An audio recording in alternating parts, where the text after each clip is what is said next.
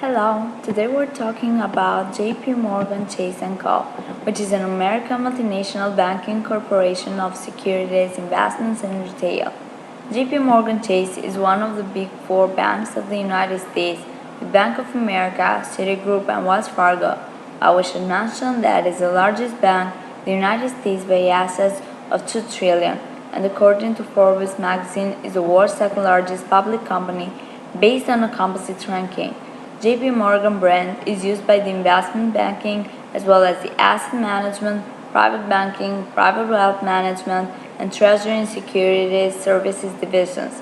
The Chase brand is used for credit card services in the United States and Canada, banks retail banking activities in the United States, and commercial banking. The corporate headquarters in Manhattan, New York City, and the retail and commercial bank is headquartered in Chase Tower, Chicago, Illinois. Thank you. Thank you, Kautra. And now for a little bit about the company's history.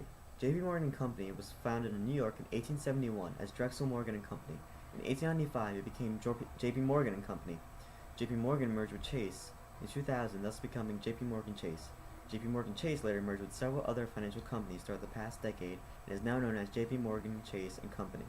J.P. Morgan and Chase have had several other controversies in the recent past based on foul play.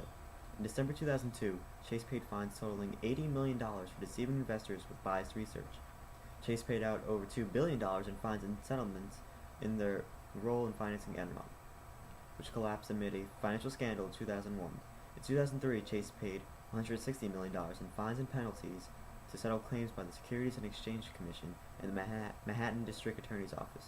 In 2005, Chase paid $2.2 billion to settle a lawsuit filed by investors in Enron.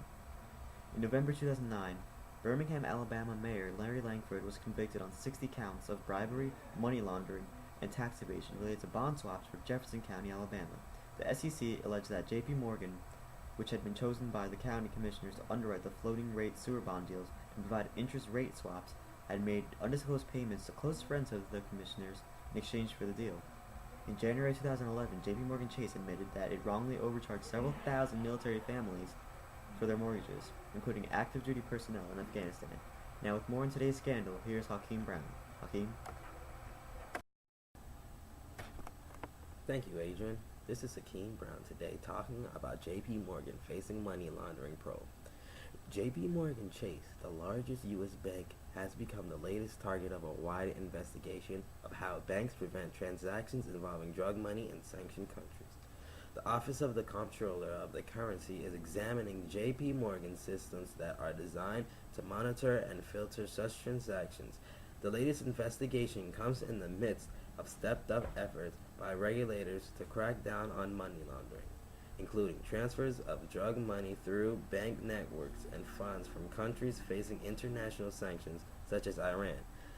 They asked the J.P. Morgan spokesman, Joseph Evangelista, questions, but he declined to comment on Saturday. Back to you. And now here's Chris Zapata from J.P. Morgan to state their case. Chris? Well, there are many accusations against JP Morgan and Chase, but they are just that, accusations. James Dimon has refused to comment on this money laundering because he believes it is not worth his time. We at JP Morgan have nothing to fear, which is why we have not fought or refused any step in this investigation process. We are set to prove our innocence, and that is exactly what we will do. I have no doubt that when the smoke settles, we will come out just as strong as ever, and our customers should not worry. We are not going anywhere, and their money is more than safe with us. We hope that all of our customers will follow against these rumors and trust and believe in all of us. That is all the comment I have. Back to you guys. Thank you, Chris. And now here's Saquon Bailey, an investor in JP Morgan, to explain how he's feeling right now based on today's news. Saquon? As an investor, I hope that this investigation has no basis, as it would be too disheartening to think that millions of dollars, people's life savings, retirement funds are in the hands of people so corrupt and incompetent. As an investor at JP Morgan, I am planning on moving my assets to a different bank, one more trustworthy and respectable.